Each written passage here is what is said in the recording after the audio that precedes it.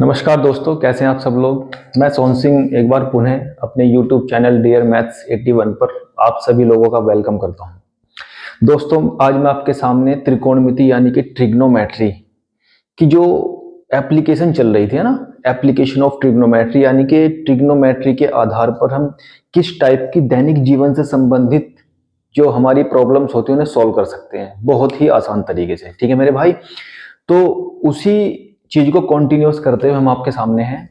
मेरे पास आज एक क्वेश्चन है। क्वेश्चन इस तरीके से आपके सामने देखिए, बोर्ड पर लिखा गया है।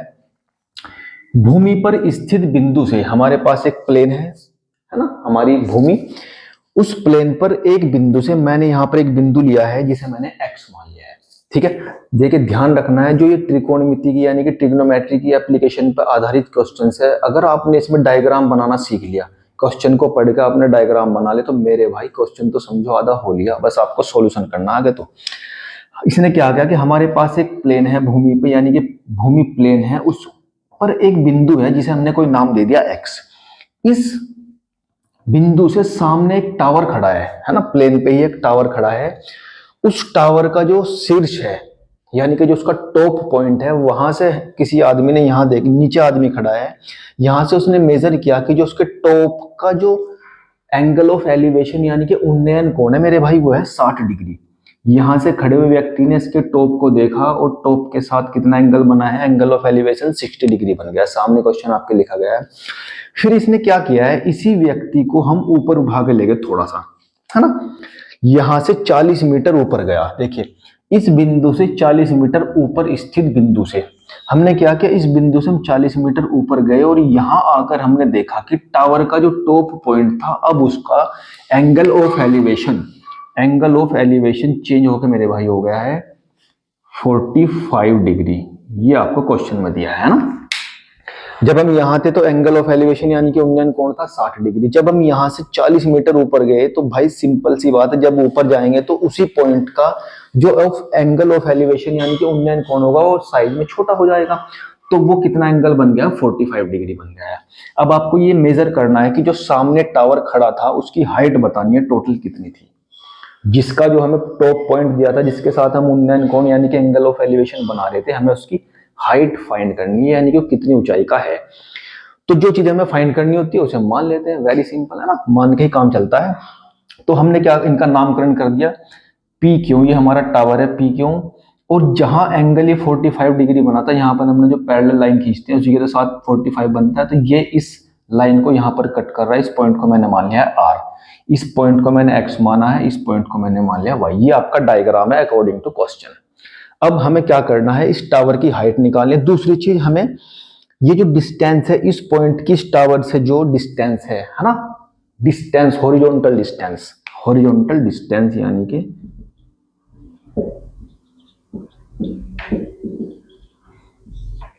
क्षैतिज दूरी,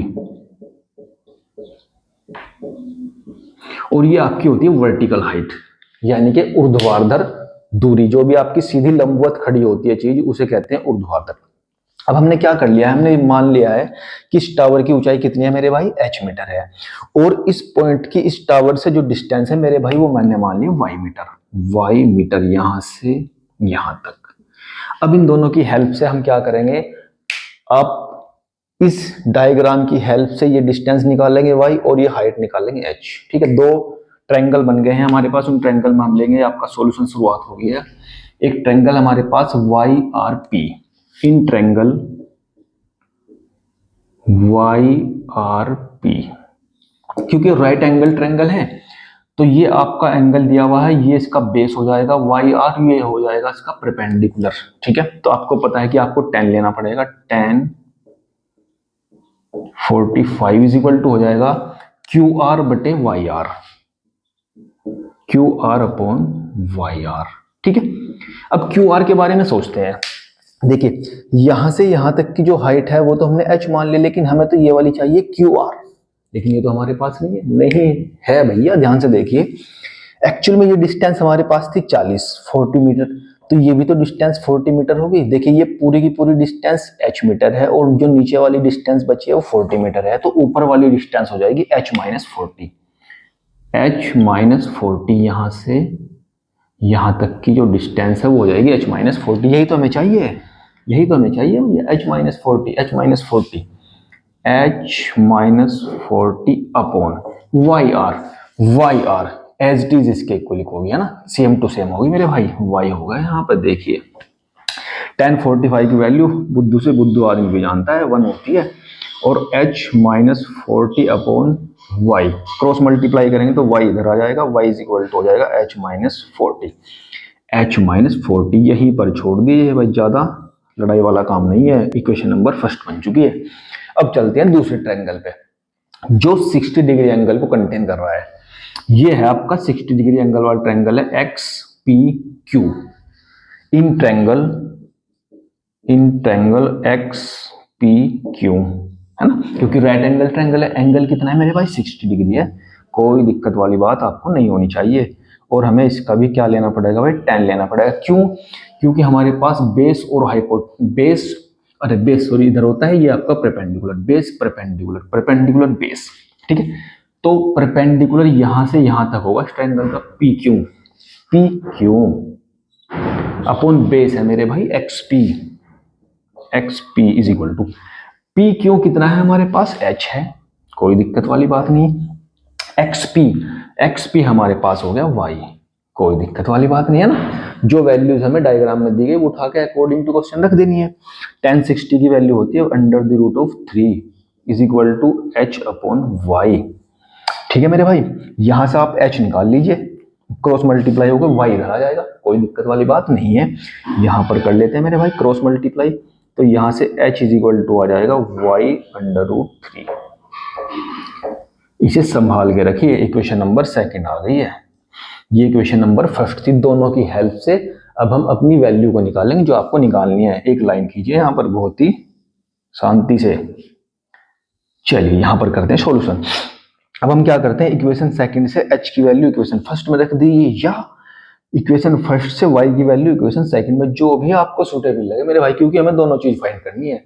अगर हमें एक ही चीज फाइंड करनी थी तो हम इसमें से वो चीज रिमूव कर देते जो हमें नहीं चाहिए, जो चाहिए होती है उसे इक्वेशन में रख लेते हैं। लेकिन यहाँ तो हमें दोनों ही चीज फाइंड करनी है ना, तो दोनों में से कुछ भी रख सकते हैं आप। तो मैं कर देता हूं फ्रॉम इक्वेशन फर्स्ट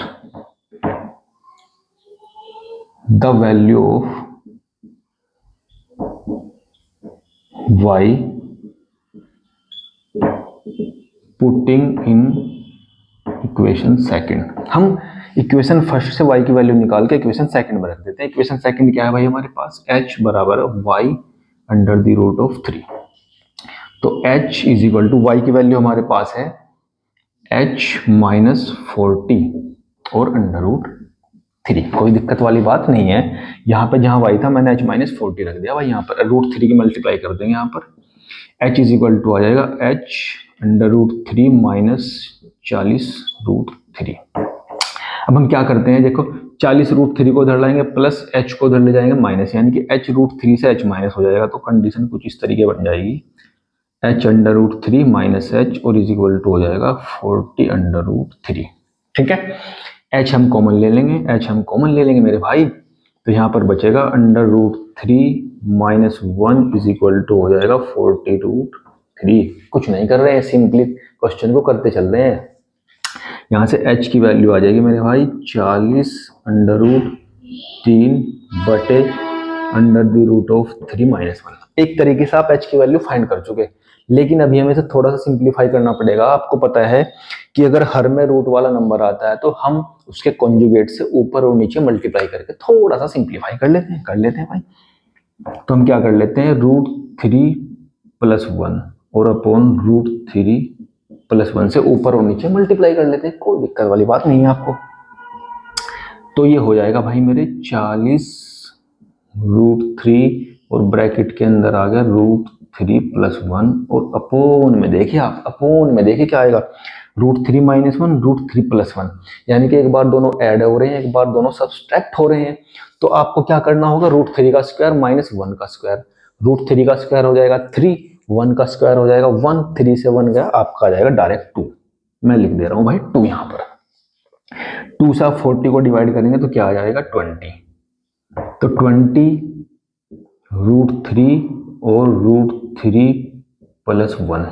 ये तो आ गई आपके पास किसकी वैल्यू, h की। थोड़ा सा सिंप्लीफाई करते चलते हैं और कर लेते हैं भाई सिंपल। ये हो जाएगा आपका 20, √3 की मल्टीप्लाई अंदर करेंगे तो 3 और +1 के साथ करेंगे तो √3, इतने मीटर। ये आपने क्या निकाल लिया, h। ये है हाइट ऑफ टावर, यानी कि जो टावर आपको दिया गया था उसकी हाइट कितनी है, 20 ब्रैकेट के अंदर 3 + √3। अगर आपको क्वेश्चन में √3 की वैल्यू दी जाएगी तो आप यहाँ पर पुट कर लेना, है ना। पुट करने के बाद 3 में ऐड करना और 20 में उसकी मल्टीप्लाई करके आंसर निकल जाएगा। लेकिन अगर आपको क्वेश्चन में वैल्यू नहीं दी जाती ना तो आप यहीं पर आंसर छोड़ दीजिए, पूरे नंबर मिलेंगे मेरे भाई। 6 नंबर का क्वेश्चन चल रहा है, अभी मैं थोड़ा सा हो रहा है इसमें काम। यहाँ पर चलते हैं, यहाँ पर चलते हैं मेरे भाई, थोड़ा सा और चलते हैं। यहाँ पर आ जाइए, जगह तो बनाने से बनती है भाई, यहाँ आ जाइए अब, ठीक है। ये हमने निकाल ली है h की वैल्यू, h = होगा 20 ब्रैकेट 3 + √3। अब हम निकालेंगे y की वैल्यू। y हमारे पास ऑलरेडी है, y = है h - 40। ये आपके पास दी है y की वैल्यू। अभी जो h की वैल्यू आपके पास है उठा के यहाँ पर रख दीजिए, कोई दिक्कत वाली बात नहीं है। 23 + √3 और माइनस हो गया मेरे भाई 40। अब 20 की मल्टीप्लाई आप अंदर कर दीजिए, 20 की मल्टीप्लाई 3 में करेंगे 60 + 20 √3 - 40, कोई दिक्कत वाली बात नहीं। 60 से 40 को माइनस करेंगे तो मेरे भाई बचेगा 20, और 20 आपके पास ये पहले से है √3 के साथ। आप दोनों से 20 कॉमन ले लीजिए और ये बचा आपके पास इतने मीटर। लीजिए मेरे भाई, बहुत ही इंपॉर्टेंट क्वेश्चन था, ध्यान से वीडियो को शुरुआत से देखिए, सब कुछ नोट कर लीजिए वीडियो को पॉज करके। मोस्ट इंपॉर्टेंट क्वेश्चन है आपके पास ये, ठीक है। इसी तरीके के और क्वेश्चन मैं भी आपको और कराऊंगा, पहले इस क्वेश्चन को नोट कर लीजिए मेरे भाई, फिर मैं आगे बढ़ता हूँ। चलिए देखते धीरे धीरे। चलो दोस्तों, एक और बेहतरीन क्वेश्चन लेकर आपके सामने हूँ, बेहतरीन के साथ साथ इंपॉर्टेंट भी है। देखिए थोड़ा सा समझने वाला क्वेश्चन है। क्वेश्चन कुछ इस तरीके से, हमारे पास 30 मीटर ऊंची मीनार से, हमारे पास एक मीनार है जिसकी हाइट आपको ऑलरेडी दी गई 30 मीटर से, समतल पर खड़ी एक मीनार, समतल यानी कि हमारी भूमि प्लेन पर एक मीनार और खड़ी है, यानी कि 2 मीनार आमने सामने खड़ी है प्लेन पर। खड़ी मीनार के आधार से उन्नयन कोण 60 डिग्री है। देखिए मैंने आपके सामने 2 मीनार बना दिए हैं। अभी मुझे ये नहीं पता कि मैं ये जो 30 मीटर हाइट है वो छोटी मीनार की है बड़ी मीनार की, वही तो समझना है। जहां आपने वो समझा क्वेश्चन तो खत्म। उसने कहा कि हमारे पास एक 30 मीटर ऊंची मीनार है और उस मीनार से दूसरी मीनार के आधार का उन्नयन कोण, है ना, यानी कि अगर मैं मान लूं बड़ी वाली मीनार 30 की है, फिलहाल मान लेता हूं, बाद में देखेंगे कि सच है या नहीं है। तो हमने देखा कि इसका जो ऊपर का हिस्सा है मीनार का, वो दूसरे वाली मीनार के आधार से 60 का एंगल बना रहा है मेरे भाई यहाँ पर। तो इसका मतलब साफ ऐसे यहां से मिला लो पहले, बाद में देखते हैं कि क्या होता है। और इसे मिला लेते हैं यहां पर। देखो आपको दोनों मीनारों को देखकर एक बात तो साफ क्लियर है कि कौन सा एंगल छोटा है और कौन सा बड़ा। जहां आपने देख लिया क्वेश्चन समझ में आ जाएगा, क्योंकि 2 एंगल बन रहे हैं, एक 60 डिग्री और एक 30 डिग्री। एक्चुअली में सवाल में कह रहा है कि इस मीनार का ऊपर का हिस्सा दूसरी मीनार के आधार से ये कोण बना रहा है, फिर दूसरी मीनार है ना, देखा दूसरी मीनार की चोटी यानी कि ये रहा जो टॉप है, वो पहली मीनार का जो आधार है उससे एंगल बना रहा है। तो आपको देखने से नजर आ रहा है कि इनमें से मेरे भाई कौन सा एंगल छोटा है कौन सा बड़ा है। देखने से लग रहा है कि ये छोटा है और ये बड़ा है, इसका मतलब साफ है कि ये एंगल 30 है और ये 60 है। अब चलते हैं कि ये जो 30 मीटर हाइट है कौन से वाले की है। 30 मीटर हाइट वाली जो ऊंचाई, 30 मीटर ऊंचाई वाली जो मीनार है वो ये है बड़े वाली भाई, क्योंकि यही तो एंगल सामने वाले पॉइंट पे 60 डिग्री बना रही है। इसका मतलब ये वाली मीनार आपकी कितनी हो गई भाई, 30 मीटर। और इसका हमें पता नहीं तो h मान लेते हैं, इस डिस्टेंस को मान लेते हैं मेरे भाई x, और बाकी जितने भी पॉइंट आपके जॉइंट पॉइंट है सबका नाम रख लेते हैं, जो भी आप रखना चाह रहे हैं, a, b, c और d, क्योंकि हमारे पास 2 ट्रायंगल में हमें क्वेश्चन को सोल्व करना पड़ेगा, फिर हम आराम से बढ़ जाएंगे आगे जो हमें चाहिए।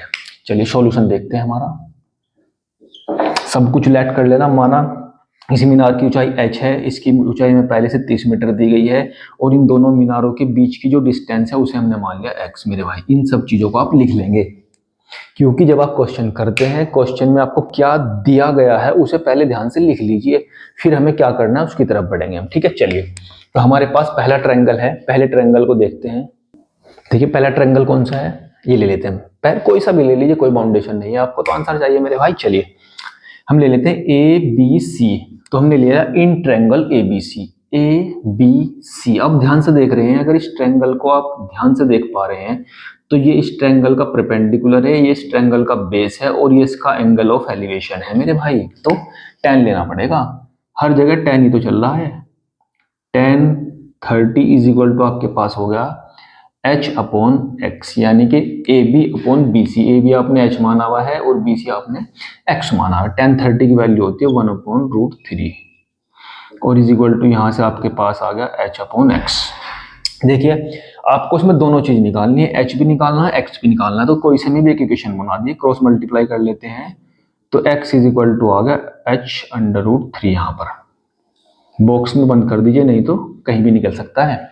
दूसरा ट्रायंगल ले लीजिए B C D, B C D, B C D. ध्यान से in triangle B C D, angle अब चेंज हो गया आपका 60 हो गया मेरे भाई, क्योंकि उस ट्रायंगल का एंगल ऑफ एलिवेशन यहाँ पर है, और ये इसका परपेंडिकुलर है, ये इसका बेस है, यानी कि ये लंब है और ये आधार है।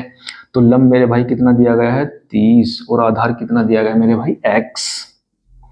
tan 60 की वैल्यू होती है √3 इज इक्वल टू 30/x। कोई दिक्कत वाली बात नहीं होनी चाहिए। क्रॉस मल्टीप्लाई कर दीजिए, x इसके अपॉन में 1 होता है, तो x √3 इज इक्वल टू होगा आपके पास 30। यहां से मैं x की वैल्यू निकाल लेता हूं, 30/√3 हो गया मेरे भाई। इक्वेशन नंबर सेकंड आपके सामने प्रस्तुत हो चुकी है, बहुत ही सिंपल तरीके से। ध्यान से देखते जाइए क्या हुआ है। अब हमें बस वैल्यू तो फाइंड करनी है। हर एक क्वेश्चन का करने का तरीका सेम है, बस आपको डायग्राम को समझ लेना है। उसके बाद दो त्रिभुज बनेंगे, यानी कि दो ट्रायंगल बनेंगे। दोनों ट्रायंगल को उठाएंगे और उठा के पटक देंगे बस। ठीक है, पटक नहीं दे देनी है। अब हम यहाँ से क्या करते हैं, वही करेंगे जो करना है। ये x की वैल्यू यहाँ पर रख दीजिए, ये क्वेश्चन नंबर फर्स्ट और ये question number second. Equation second से x की वैल्यू फर्स्ट में रखने पर, ऑन पुटिंग, ये सब तो आप लिख ही लोगे कि x की वैल्यू इक्वेशन सेकंड से इक्वेशन फर्स्ट में रखने पर। तो इक्वेशन फर्स्ट है क्या भाई, ये भी तो देख लीजिए। x इज इक्वल टू मेरे भाई अरे ये वाला लेते हैं, अरे ये ले लेते हैं भाई h√3 है। ठीक है, अब हम क्या करते हैं, √3 को यहाँ ले लेते हैं, √3 को x के अपॉन में ले लेते हैं। वेरी सिंपल तरीके से h इज इक्वल टू हो जाएगा x अपॉन √3। ठीक है, x की वैल्यू ये रही भाई यहाँ पर 30/√3, और एक √3 पहले से हमारे पास मौजूद है, कोई दिक्कत वाली बात नहीं है। तो 30 बटे हो गया 3 से 30 को डिवाइड कर दो तो मेरे भाई आ गया 10। तो h इज इक्वल टू आ गया 10 मीटर, यानी कि जो सेकंड वाली मीनार है ना, उसकी जो हाइट है वो है 10 मीटर, और उन दोनों के बीच की डिस्टेंस हम निकाल चुके हैं। x इज इक्वल टू है 30/√3। √3 से आप ऊपर और नीचे मल्टीप्लाई कर लीजिए, थोड़ा सा इक्वेशन को सिंपल करने के लिए। तो ये हो जाएगा 30/√3/3। भाई √3 की मल्टीप्लाई √3 में करेंगे तो 3 आ जाएगा, 3 से 30 को डिवाइड करेंगे तो 10√3। तो x की वैल्यू आपके पास आ गई 10√3 इतने मीटर। देख लीजिए मैंने क्या किया है क्वेश्चन में। क्वेश्चन को आप ध्यान से समझ लीजिए, क्वेश्चन होता कैसे है मेरे भाई। ठीक है, ध्यान से देखिए क्वेश्चन में क्या दिया गया था। हमारे पास दो मीनार थी, वो दोनों मीनार की जो चोटी है, यानी कि जो ऊपर का टॉप है, वो एक दूसरे के आधार पॉइंट से एंगल बना रहे थे, एंगल ऑफ एलिवेशन। तो वह मैंने एंगल ऑफ एलिवेशन आपको समझा दिया, किस मीनार की हाइट किस तरीके से आपको मेजर करनी है। ध्यान से बस क्वेश्चन को देख लीजिए, वीडियो को यहाँ पे पॉज कीजिए, सब कुछ नोट कर लीजिए। पेंसिल और कॉपी आपके हाथ में होंगी, ये तो मैं आपको पहले बता चुका हूँ। उसके बिना तो वीडियो मत ही देखा कीजिए भाई। ठीक है, चलिए थोड़ा सा और आगे बढ़ते हैं क्वेश्चन को समझने के लिए। चलिए दोस्तों, एक और क्वेश्चन के साथ आपके सामने आ गया हूँ। देखिए क्वेश्चन कुछ इस तरीके से है, मंदिर की ऊंचाई, सभी भक्तगण आ जाए, मंदिर आ गया है। मंदिर की ऊंचाई 15 मीटर है। हमारे पास देखिए, पहले सवाल को ध्यान से पढ़िए, डायग्राम पर बाद में आएंगे। मंदिर की ऊंचाई 15 मीटर है। मंदिर के शीर्ष से सड़क के दूसरी ओर बने भवन के शीर्ष का उन्नयन कोण 30 डिग्री है। हमारे पास यानी कि दो चीजें, एक मंदिर है और एक भवन है, यानी कि एक बिल्डिंग है। वो सड़क के दोनों तरफ अलग अलग खड़ी है। एक मंदिर इधर है सड़क के, और जो भवन है वो इधर है। तो हमने देखा जो 15 मीटर ऊंचा मंदिर है, उस मंदिर के ऊपर से हमने देखा कि सड़क के दूसरी ओर बने भवन के शीर्ष का उन्नयन कोण 30 है मेरे भाई। तो मंदिर अगर ऊपर होगा, अगर हम मान ले कि मंदिर बड़ा है और भवन छोटा है, तो उसके शीर्ष से हम इसके शीर्ष का कोण देखेंगे तो वो तो अवनमन कोण हो जाएगा। इसका मतलब हमारी बात गलत हो रही है, क्योंकि वो कह रहा है कि मंदिर के शीर्ष पर जो व्यक्ति खड़ा है वो भवन के शीर्ष को देखता है और देखता है कि उसका उन्नयन कोण 30 है। तो वो जब भवन के शीर्ष को ऊपर देखेगा तभी तो उन्नयन कोण बनेगा। इसका मतलब भवन ऊपर है, भवन की चोटी ऊपर है, भवन बड़ा है मंदिर से, तो उसका मतलब मंदिर छोटा है, भवन ऊपर है। तो उसने यहां से खड़े होकर इसका उन्नयन कोण मेरे भाई मेजर कर लिया है, कितना 30। और मेजर करने के लिए यहाँ एक पैरेलल लाइन खींचनी पड़ती है प्लेन के। तो ये एंगल मेरे भाई आपको दिया गया है 30। यहीं पे थोड़ा सा कंफ्यूजन होता है। अगर आपने ध्यान से सवाल को समझ के डायग्राम बना दिया तो समझो हो गया मेरे भाई। उसने कहा है कि हमारे पास एक 15 मीटर का मंदिर है और उस मंदिर के शीर्ष से भवन के शीर्ष का उन्नयन कोण, यानी कि हमें ऊपर देखना पड़ेगा ना। तो जब हम ऊपर देखेंगे तो भवन ऊपर होगा तभी तो भवन को देखेंगे। अगर भवन छोटा होता तो हमें नीचे देखना पड़ता, वो अवनमन कोण होता। लेकिन इसने कौन सा कोण दिया है मेरे भाई? ये रहा उन्नयन कोण, एंगल ऑफ एलिवेशन, यानी कि हमें ऊपर देखना पड़ेगा, इसलिए भवन ऊपर होगा यानी कि बड़ा होगा। तो इसलिए मंदिर ये रहेगा। ये कितने मीटर का मंदिर है? 15 मीटर का। यहां से हमने देखा कि उसके शीर्ष का जो उन्नयन कोण है, एंगल ऑफ एलिवेशन, वो 30 डिग्री दिया गया है। चलिए, फिर उसने कहा कि यही खड़े खड़े हमने मेजर किया कि भवन के पाद यानी कि फुट, भवन का फुट यानी कि नीचे जो बेस है वो का अवनमन कोण देखिए, क्योंकि अब हम नीचे देख रहे हैं तो अवनमन कोण आ गया। तो यहीं से मेजर किया हमने, यहां से ज्वाइंट कर लीजिए इसे भाई। उसने देखा कि अवनमन कोण जो है, एंगल ऑफ डेप्रेशन जो है वो है 45 डिग्री। ये 45 है तो मेरे भाई यहाँ भी तो 45 ही बनेगा। ठीक है, ये तो आपका रहा डायग्राम। नामकरण कर देते हैं, ए बी सी डी और ई, कुछ भी लिख लीजिए भाई। आपकी पेंसिल है, आपका कॉपी है, कुछ भी लिखिए, लेकिन ऐसा लिखिए जो दूसरे की समझ में आ जाए। चलिए, अब हमें फाइंड क्या करना है? भवन की ऊंचाई, यानी कि ये जो भवन है इसकी ऊंचाई निकालनी है। इसकी ऊंचाई को हमने मान लिया मैंने भाई बिना सोल्व किए हुए h। देखिए, इस h की हमें जरूरत कहां पड़ेगी? जहां पड़ेगी देखेंगे। पहले हम इस त्रिभुज को देखते हैं, यानी कि इस ट्रायंगल को ए डी ई। तो हमारे पास ये इसका परपेंडिकुलर है, ये इसका बेस है। तो बेस तो हमारे पास है ही नहीं, तो बेस को हम मान लेते हैं x। चलिए जी, बेस को हमने क्या मान लिया? x। जो मैं यहाँ लिखता जाऊं वो सब आपको क्वेश्चन में वहां लिखना पड़ेगा कि हमें दिया गया है, और जो हमें मानना है वो मान लेंगे कि हमने ये मान लिया है। हमें क्या दिया गया? मंदिर की हाइट है 15 मीटर गिवन है। हमने भवन की ऊंचाई को h मान लिया है, ये तो हमने माना है। और मंदिर और भवन के बीच की दूरी को हमने x मान लिया। निकालनी नहीं है, लेकिन हमें माननी पड़ेगी, आधार है, क्योंकि हमें जब ट्रायंगल में हम tan का फॉर्मूला लगाएंगे तो वहां पे इसकी जरूरत पड़ेगी, इसलिए कुछ ना कुछ तो मानना पड़ेगा। x मान लिया। अब अगर हम इस ट्रायंगल की बात करें भाई, तो ये हमें इस दूरी की जरूरत पड़ेगी, ई डी या डी ई। तो ये कैसे निकलेगी? देखिए, पूरी डिस्टेंस h है, अभी पिछला क्वेश्चन कराया, ये वाली डिस्टेंस 15 है यहाँ से यहाँ तक। तो ऊपर कितनी बचेगी मेरे भाई? h माइनस 15 बचेगी, क्योंकि h बड़ी है, उसमें से 15 को माइनस करेंगे तो ऊपर वाली डिस्टेंस ही तो बचेगी आपके पास। ठीक है, ध्यान से समझ लीजिए क्या कर रहे हैं। अब चलते हैं ट्रायंगल पे। ये आपका सॉल्यूशन। देखिए, जो डायग्राम में यानी कि क्वेश्चन में हमें चीजें दी गई थी वो मैं लिखता नहीं हूँ। क्यों नहीं लिखता? क्योंकि मैं समझ रहा हूँ कि आप उन्हें लिखेंगे, और लिखना भी चाहिए।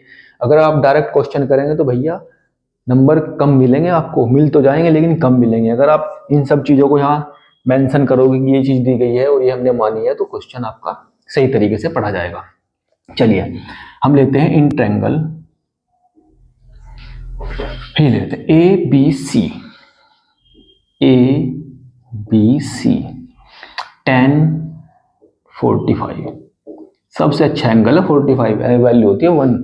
परपेंडिकुलर अपॉन बेस 15/x, इसकी वैल्यू होती है 1, 15/x क्रॉस मल्टीप्लाई करेंगे तो x इज इक्वल टू आ जाएगा 15 मीटर। तो यानी कि दोनों के बीच की डिस्टेंस है 15 मीटर, ये आ चुकी है भाई 15 मीटर। बहुत ही सिंपल सा सवाल था। अब चलते हैं दूसरे ट्रायंगल पे। इन ट्रायंगल, दूसरे ट्रायंगल का नाम है ADE, है ना, ADE। अब आप ये सोचोगे ट्रायंगल तो ये भी बन रहा है ACD, लेकिन हमें इसकी जरूरत ही नहीं है, हमें तो भैया ये वाली डिस्टेंस चाहिए, तभी तो हम h निकाल लेंगे ये, क्योंकि ये तो हमें पता है अगर हम किसी तरीके से ऊपर वाली डिस्टेंस को फाइंड कर ले, दोनों को ऐड करके भवन की ऊंचाई निकल जाएगी, जो आपके सामने बिल्डिंग बनी है मेरे भाई। चलिए, तो यहां पर आप लेते हैं 10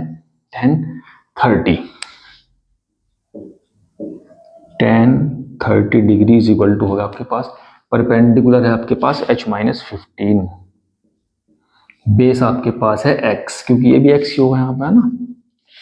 10 30 की वैल्यू होती है 1/√3 is equal to h-15 upon x, आपके पास ऑलरेडी दिया गया है 15, ठीक है। मैंने x की वैल्यू उठा के यहाँ से यहाँ रख दी है, क्रॉस मल्टीप्लाई कर दीजिए भाई, 15 इधर आ जाएगा, ये इधर, तो ये कुछ इस तरीके से हो जाएगा मेरे भाई, √3 h-15 और 15 आ जाएगा 1 के मल्टीप्लाई में, ठीक है। कुछ नहीं कर रहे हैं, बहुत ध्यान से देख लीजिए, ये इसके साथ आ गए हैं, इसके साथ चला गया। चलिए यहाँ पर आते हैं खुले मैदान में।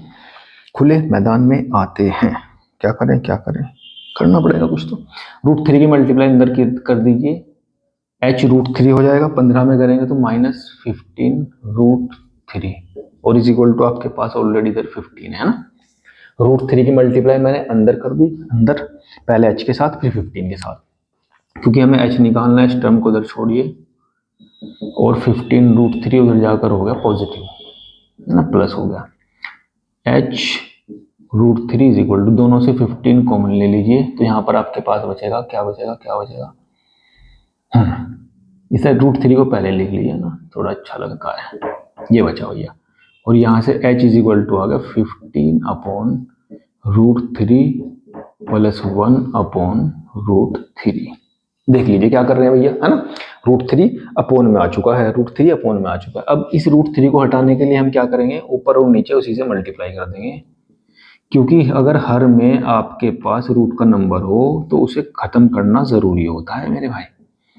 तो √3 से ऊपर और नीचे अपने मल्टीप्लाई कर दी, ये आ गया 15 के साथ, तो 15√3 और यहाँ पर आ गया √3 प्लस 1 और अपोन में आ गया भैया, √3 की मल्टीप्लाई √3 में करेंगे तो 3 हो जाएगा, ठीक है। 3 से आप इसे कैंसिल करेंगे तो 5, तो ये बन गया 5। इस √3 की मल्टीप्लाई अंदर कर दीजिए, तो कितना हो गया 3, √3 इंटू √3 हो गया 3, रूट कैंसिल, फिर 1 में करेंगे तो एज इट इज रहेगा √3, इतने मीटर, है ना। तो h इज इक्वल टू आपके पास आ चुका है मेरे भाई 5/3 प्लस √3, इतने मीटर। ये आपके भवन की ऊंचाई है, डायरेक्ट h निकल चुका है, भवन की ऊंचाई निकल चुकी है। आपको अगर वो मंदिर और भवन के बीच की दूरी पूछता तो वो तो आप ऑलरेडी 15 मीटर पहले निकाल चुके हैं ना। तो इस तरीके से आप इन क्वेश्चन को ध्यान से समझ के उनका डायग्राम बनाइए। अगर आपने ये कर लिया, अगर आपने डायग्राम को ध्यान से बना लिया तो मेरे भाई 6 नंबर आपके पक्के हैं, 6 नंबर पक्के मिलेंगे आपको। चलिए आगे बढ़ते हैं, चलिए एक और क्वेश्चन कर लेते हैं। देखिए क्वेश्चन कुछ इस तरीके से, हमारे पास एक हवाई जहाज है जो 1000 मीटर की ऊंचाई पर उड़ रहा है। यहाँ पर है भाई, ये आपकी जमीन है, यहाँ पर हवाई जहाज उड़ रहा है 1000 मीटर की ऊंचाई पर, 1000 मीटर यहाँ से यहाँ तक, ठीक है। हमने जमीन से देखा कि एक जहाज 1000 मीटर की ऊंचाई पर उड़ रहा है, उड़ने तो भाई हमें क्या मतलब है, पर वहां पर उसने देखा कि यहाँ पर एक आदमी है हवाई जहाज के अंदर। उसने देखा कि उसके उत्तर की ओर यहाँ पर जो आदमी है, उसने देखा कि ये जो जहाज है समुद्र के ऊपर उड़ रहा है। उसने यहाँ पर स्थित होने के बावजूद देखा कि नीचे उत्तर की तरफ, देखो एक कंडीशन इसमें दी हुई उत्तर की तरफ और एक तरफ दी हुई है दक्षिण की तरफ। इसका मतलब है उत्तर और दक्षिण दोनों अलग अलग पोल है, जहाज कहीं बीच में उड़ रहा है, यानी कि इधर इस तरीके से आपको दिया गया है। उसने हमें क्वेश्चन में ये कहा है कि हवाई जहाज के उत्तर की ओर और दक्षिण की ओर, है ना, नॉर्थ और साउथ, तो ये नॉर्थ पोल है और ये साउथ, दोनों तरफ से हमने मेजर किया। उसने बताया है क्वेश्चन में कि यहाँ उड़ते हुए उसने देखा कि यहाँ कोई पनडुब्बी है, ठीक है, यहाँ कोई पनडुब्बी है, और ये देखा कि उसके साथ जो एंगल ऑफ डेप्रेशन बन रहा है यानी कि अवनमन कोण बन रहा है मेरे भाई वो है 30 डिग्री यहाँ पर। और दूसरी तरफ गया, जब उसने दक्षिण की साइड देखा तो उसने देखा कि उधर भी एक ऐसे ही एक इंस्ट्रूमेंट है, युद्धपोत है इधर, वहां से उसने मेजर किया कि उसका जो एंगल ऑफ डेप्रेशन है वो मेरे भाई अवनमन कोण जो है वो 45 डिग्री है। ठीक है, तो आपको ये बताना है कि पनडुब्बी और युद्धपोत की, इधर पनडुब्बी है नॉर्थ पोल पे, साउथ पोल पे एक युद्धपोत यानी कि टैंक है कोई, इन दोनों के बीच की डिस्टेंस निकालनी है, यानी कि ये और ये डिस्टेंस निकाल कर ऐड कर देना है। तो पहले क्वेश्चन को ध्यान से समझ लीजिए, पहले नामकरण कर देते हैं ए बी सी और डी।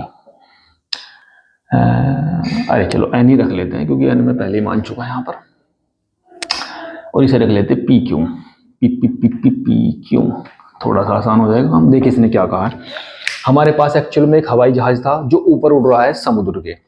उस हवाई जहाज में बैठे हुए एक व्यक्ति ने ये देखा कि उसके उत्तर की तरफ एक पनडुब्बी है जिसके साथ एंगल ऑफ डेप्रेशन यानी कि अवनमन कोण हमने कितना मेजर कर लिया 30 डिग्री, और साउथ की तरफ, जहाज के साउथ की तरफ एक युद्धपोत है यानी कि कोई हमला करने वाला टैंक है, वहां से उसने मेजर किया बैठे बैठे कि उसकी तरफ एंगल ऑफ डेप्रेशन यानी कि अवनमन कोण बन रहा है 45 डिग्री। ठीक है, आपको पता है कि जब एंगल ऊपर है तो नीचे भी बनेंगे, तो ये एंगल हो जाएगा 30 डिग्री और मेरे भाई ये एंगल हो जाएगा 45 डिग्री। अब आपको ये दोनों पोल के बीच की डिस्टेंस निकालनी है। ठीक है, तो हमने क्या मान लिया, इस डिस्टेंस को मान लिया x और इस डिस्टेंस को मान लिया मेरे भाई y, ये सब कुछ लिख लेना। अब मेरे पास दो ट्रायंगल आ चुके हैं, मैं डायरेक्ट ट्रायंगल ले लेता हूं, in triangle PQN, PQN tan 30 degree perpendicular upon base, perpendicular आपके पास है 1000 अपॉन बेस को आपने एक्चुअल में x मान रखा है, और ये होगा 1/√3 is equal to 1000 upon x, cross multiply कर दीजिए तो x इज इक्वल टू आ गया 100√3। अगर आपको क्वेश्चन में वैल्यू दी जाती √3 की तो वो होती 1.732, 1000 की मल्टीप्लाई आप इसमें करेंगे, है ना, तो ये हो जाएगा आपका 1732 मीटर, ये वाली डिस्टेंस निकल गई। दूसरा ट्रायंगल लेते हैं, in triangle PQS, PQS perpendicular base angle है 45, तो tan 45 परपेंडिकुलर आपके पास अभी भी 100 करो, सॉरी 1000 है ना, वहां भूल गया ना, अपॉन y, tan 45 की वैल्यू 1 इज इक्वल टू होगा 1000 अपॉन y की क्रॉस मल्टीप्लाई की तो y की वैल्यू आ गई इतने मीटर यानी कि 1000 मीटर। अब आपसे उसने ये पूछा है कि इसके और इसके बीच की डिस्टेंस निकालो, तो वो हो जाएगी x प्लस वाई, तो डिस्टेंस बिटवीन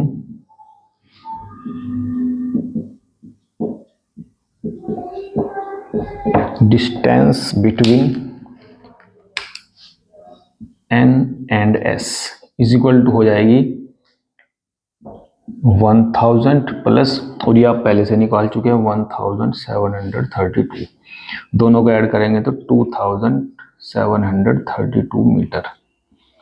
मेरे हिसाब से क्वेश्चन तो बहुत इजी था, बस थोड़ा सा अगर आप नहीं करोगे ना क्वेश्चन, तो क्वेश्चन की अगर आप प्रैक्टिस नहीं करोगे ना तो अगर अचानक से क्वेश्चन सामने आ जाएगा तो कंफ्यूज हो जाओगे कि इसमें क्या दिया गया है। अगर आपकी प्रैक्टिस की हुई होगी ना मेरे भाई तो बहुत इजीली आप कर लोगे क्वेश्चन को बहुत ध्यान से। ठीक है मेरे भाई, जितने भी इंपॉर्टेंट क्वेश्चन त्रिकोणमिति में जो एप्लीकेशन हम कर रहे थे उसमें जितने भी मोस्ट इंपॉर्टेंट क्वेश्चन थे वो मैं अधिकतर करा चुका हूँ।